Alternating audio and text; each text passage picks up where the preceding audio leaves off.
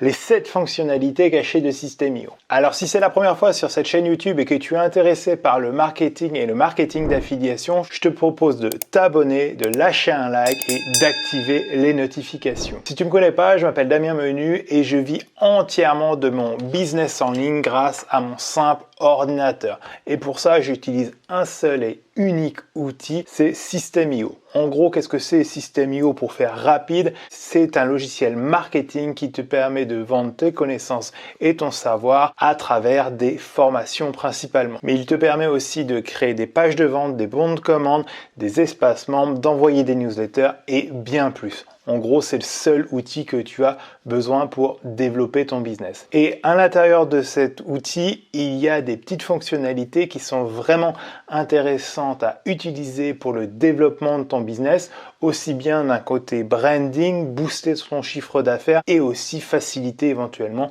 le côté administratif d'une entreprise. Et donc, c'est ces fonctionnalités qui sont un peu cachées chez System.io que je vais te partager dans cette vidéo. Et on va faire un petit jeu ensemble.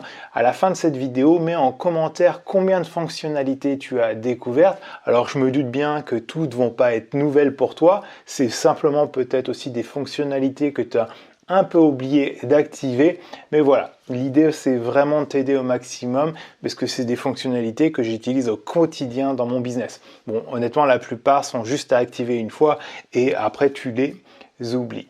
Voilà, assez parlé, on va sur mon ordinateur. Ok, la première fonctionnalité, je suis désolé, je suis obligé de te la mettre puisque c'est une question qu'on retrouve très souvent dans le groupe System.io. C'est comment on enlève le badge en bas à droite où il y a le branding réalisé avec System.io.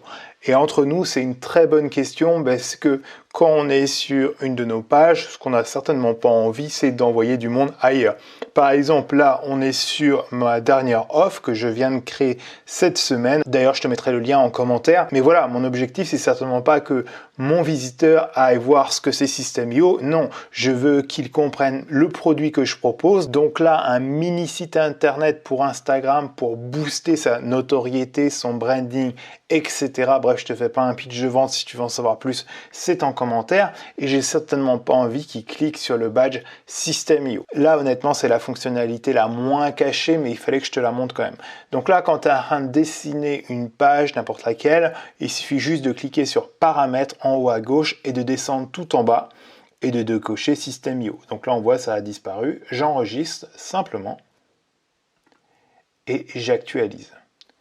Donc là, il n'y a plus le badge, c'est vraiment tout simple, mais c'est vraiment important, surtout quand on débute chez System.io, on se pose souvent cette petite question, comment on fait disparaître ce fameux badge? Deuxième hack, comment ajouter un favicon. Alors qu'est-ce que c'est un favicon en premier? Quand on est sur un navigateur typiquement comme ça, et en fait à côté du titre, donc dans les onglets que vous avez en haut, à côté du titre, vous avez certainement un petit branding. Donc là on voit le S de System.io et moi typiquement on voit une petite photo de moi, un petit profil de moi. Donc ça c'est quelque chose que vous pouvez complètement configurer et qui est souvent oublié. Donc ça veut dire que la plupart de vos pages ont toujours le S de chez System.io, alors que ça prend littéralement 3 secondes à mettre en place et après c'est fait une bonne fois pour toutes. Comment on fait? Il suffit de cliquer sur notre photo en haut à droite et de cliquer sur Paramètres. Après, on va dans Nom de domaine personnalisé et ici, donc là, on voit il y a favicon. Donc là, il suffit ici de cliquer sur Choisir le fichier et d'aller chercher le fichier sur notre ordinateur. La taille du fichier, c'est assez simple, c'est un carré de 32 pixels par 32 pixels. Une fois que vous l'avez fait, il suffit juste de le télécharger sur System.io et voilà, c'est fait et ça vous permet d'améliorer encore une fois un peu plus l'expérience utilisateur et là plus particulièrement le branding. Le troisième point, c'est pour améliorer l'expérience utilisateur dans des mini-formations. Vous allez le voir tout de suite. Donc là, on va aller dans mes formations. On va aller voir la formation que je viens de créer, comme on a parlé juste avant, sur le mini-site Instagram. Et en fait, c'est une toute petite formation parce que c'est un template qui permet clairement de mieux présenter ses offres qu'une liste de boutons bêtes et méchantes sur Instagram. Et pour ça, j'ai juste 3 chapitres importants et donc tous ces chapitres sont regroupés dans un seul module. Et donc j'ai une vidéo de présentation. Le deuxième chapitre, c'est simplement pour télécharger ce template avec la vidéo tuto. Et le troisième chapitre, c'est simplement pour me donner un retour, simplement. Donc je te montre, la majorité des personnes vont pas activer cette option et ils vont se retrouver avec le titre du module. Donc là, c'est marqué template vitrine Instagram, pour avoir entre guillemets un sous-menu en dessous avec tous les chapitres. Mais au final, on n'a pas besoin de ce module parce que les chapitres sont les 3 leçons de cette formation. Et donc là, il y a une petite subtilité pour enlever au final ce module et juste afficher dans le menu les 3 leçons. Et donc ça, c'est assez simple à faire. Il suffit d'aller dans notre formation, de cliquer en haut à droite, et de descendre tout en bas et de désactiver « Afficher le titre du module pour les étudiants ». Donc forcément, quand on a une très grosse formation, généralement, on a plein de modules avec plein de chapitres, donc c'est pas quelque chose qu'on doit désactiver. Mais pour des mini-formations, c'est assez intéressant. Et à gauche, on simplifie en fait la lecture de ce menu. On va voir, je vais actualiser. Et voilà, à gauche, du coup, on a bien juste les 3 vidéos. Donc ça, c'est une petite astuce. Et encore une fois, on facilite un peu plus l'expérience utilisateur juste en décochant une case. Voilà, les 2 prochaines astuces, c'est vraiment pour la comptabilité, selon si vous êtes auto-entrepreneur ou si vous avez une entreprise. Par exemple, un auto-entrepreneur ne veut pas forcément que ses produits soient assujettis à la TVA. Et par exemple, moi qui ai une entreprise qui utilise une solution externe pour ma comptabilité, parce qu'en fait, j'ai une solution qui se connecte directement à mon compte Stripe et à mon compte PayPal, et je ne veux pas que System.io envoie automatiquement les factures. Donc là, je regroupe les deux, mais ça fait 2 astuces forcément. Et donc, la première des choses, c'est d'aller en haut à droite dans Paramètres.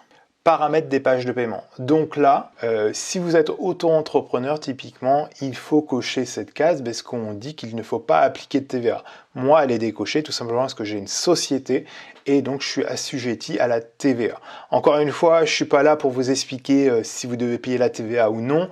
Si vous avez le moindre doute, honnêtement, il n'y a qu'un expert comptable qui pourra vous aider. J'ai pas assez de connaissances et également, je ne suis pas en mesure de vous donner des conseils sur ce genre de choses. Mais cette fonctionnalité, vous devez la connaître absolument. Pour l'envoi des factures ou non, alors encore une fois, je vous explique, moi, je ne veux pas que System.io envoie 2 factures, parce que j'utilise une solution externe qui a un gros avantage pour moi, c'est par exemple, je reçois de l'argent de différents programmes d'affiliation sur PayPal, et automatiquement, à chaque fois qu'il y a de l'argent qui rentre chez PayPal, cette solution me génère automatiquement une facture. Du coup, j'ai mes numéros qui suivent et que si j'utilisais la facturation de System.io, en fait, j'aurais une espèce de double facturation. Et en plus, il y a un gros avantage sur la solution que j'utilise, c'est que je peux générer mes propres factures dans cette solution.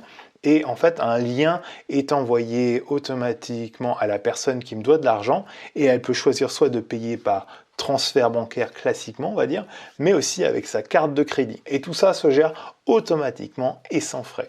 Donc voilà, si c'est intéressé, je te mettrai le lien en dessous. C'est pas le but de cette vidéo, mais je pense que voilà, quand tu passes en mode statut autre que auto-entrepreneur, à mon avis, c'est une véritable solution intéressante pour toi. Et en plus, ton comptable, il l'appréciera fortement parce qu'il pourra se connecter uniquement à cet outil et avoir une vraie visibilité de ton business. Et même toi, c'est beaucoup plus simple à gérer. Donc pour ça, pour désactiver les notifications, il suffit d'aller dans Paramètres des notifications. Et ici, tu as 2 choses à cocher. Ne pas envoyer les factures aux particuliers et ne pas envoyer les factures aux entreprises. Bref, il y a d'autres notifications aussi, tu actives, tu désactives, à toi de regarder, mais c'est vraiment super intéressant aussi pour toi. 6e hack, et là c'est un hack vraiment intéressant, entre autres pour les gens un peu malhonnêtes qui commencent à regarder complètement nos formations et nous demandent un remboursement ou inversement, et ça c'est la pire des choses qui peut t'arriver dans la business, que un de tes clients lance une procédure à travers Stripe ou PayPal pour fraude ou quelque chose comme ça. Et bien avec ça, tu vas pouvoir vraiment te protéger parce que tu auras des arguments comme quoi la personne a bien regardé ta formation, a passé X de temps dessus, etc. Et donc au moins tu auras une preuve de bonne foi. Ben voilà, ici, voilà le rapport complet de cet étudiant. Il a passé tant de temps dans mon espace de formation, etc. Il a bien eu accès à ma formation, etc., etc. Au moins, vous aurez un argument un peu de choc pour si vous arrive quelque chose sur un client un peu malhonnête. Et donc ça, c'est super important. Et même moi, personnellement, quand on fait du SAV, même si on a le SAV plutôt cool dans mon entreprise, eh ben, c'est toujours intéressant de comprendre ce qui s'est passé. Il y a des gens qui demandent des remboursements, qui se plaignent, etc. Au moins, on a un tracking de ce qui est réel ou pas réel chez ces personnes. Et donc ça, c'est assez simple à mettre en place, c'est paramètres des sites membres. Et ici, enregistrer l'activité des étudiants. Je vous conseille très fortement de mettre ça en place dès le début. Vraiment, ça pourra vous sauver de plein de situations et je vous montre exactement à quoi ça ressemble de l'intérieur. Donc je vous montre comment vous pouvez aller récupérer ce fichier. Alors je vais être obligé de masquer certaines choses pour pas divulguer des noms, etc. Mais vous allez tout simplement en haut à droite dans Vente et vous allez dans Élèves. Dans Élèves, vous avez la possibilité de chercher par nom, prénom, adresse email. Moi, généralement, j'utilise une adresse email. Donc là, par exemple, on est chez un utilisateur, on voit les 3 formations qu'il a chez moi et on voit aussi la progression. La progression, c'est quand il a cliqué sur Terminer. Mais à savoir que même le tracking, s'il n'a pas cliqué sur Terminer, il enregistre le nombre de temps sur chaque chapitre, etc. Donc là, on va télécharger des commissions automatiques. Là, ce qu'il ne faut pas oublier de sélectionner, c'est une date assez large. Sinon, là, il le fait sur le dernier mois. Mais par exemple, cette formation, ça fait longtemps qu'elle est en ligne. Donc, je ne sais pas exactement. Donc, ce que je fais, moi, c'est simple. Je remonte en 2019. Je suis certain qu'en 2019, c'est simple, ça n'existait pas. Et voilà, je mets vraiment un écart entre deux dates extrêmes et je clique sur télécharger. Donc là, pour que ça soit beaucoup plus simple pour moi, j'ai enlevé le nom, mais il y avait le nom et le prénom au niveau du mot stagiaire ici. Et ce qu'on peut se rendre compte, c'est que pour chaque fois, on a la date de début, la date du fin, combien de temps il est resté. On a même l'adresse IP. Bref, on a plein d'informations et on voit le total de temps passé sur cette formation. Donc cette personne a passé énormément de temps sur mon espace de formation. Alors pourquoi elle est passée autant de temps? C'est certainement qu'elle avait typiquement cette personne laissé sa fenêtre active en arrière-plan, etc. Donc là c'est un peu un cas extrême. D'ailleurs c'est la première fois que ça m'arrive avec des heures, puisque là c'est même plus des heures, hein, c'est des jours. Elle aurait passé je sais pas, un paquet de jours sur ma formation, mais voilà. Donc là, typiquement, c'est hyper intéressant pour vous, encore une fois, c'est que si vous avez la moindre problème avec cette personne, eh ben, vous avez un document qui prouve, ok, ça, c'est le temps que tu as passé sur ma formation, et après, vous faites ce que vous voulez par rapport avec votre politique, etc. Mais au moins, vous avez quelque chose qui peut vous protéger. Et moi, pourquoi je l'ai activé, c'est vraiment pas pour fliquer mes élèves, parce que au final, encore une fois, j'ai un SAV plutôt cool, j'ai pas envie de trop de me prendre la tête. Par contre, si quelqu'un m'embête avec une procédure sur PayPal et Stripe, j'utiliserai ce document officiel et pour justement éviter qu'on me bloque mon compte PayPal, etc. Parce que là, ça sera au final sa parole contre un vrai outil de reporting. Et donc, je pense que je serais plutôt bon au final sur le reporting. Donc ça, c'est un vrai outil à activer. Ça peut vraiment vous dépatouiller d'une situation un peu complexe. Le 7e hack qui est hyper intéressant, c'est vous avez jamais posé un peu la question de qu'est-ce qui se passait si une personne essayait d'atteindre une de vos formations alors qu'elle ne l'avait pas acheté. Et bien, je vais vous montrer ce que ça donne en privé. Donc là, je vais dans mes formations et on va prendre par exemple celle-ci. Donc là, je copie le lien et je vais me mettre, parce que là, si je copie le lien bêtement comme ça, en fait, on est dedans. Forcément, je suis l'administrateur, donc on est directement dedans. Mais si quelqu'un essaye de rentrer, voici ce qui va se passer. En fait, il va avoir exactement cette page. Donc, la personne ne va pas pouvoir rentrer. Il va falloir qu'elle se connecte. Donc, si elle n'est pas déjà cliente, au final, elle ne pourra jamais rentrer dans mon espace de formation.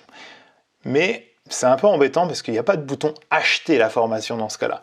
Eh bien, il y a une petite option assez intéressante. Vous allez voir. Donc je suis dans vente, mes formations, affiliation accélérateur.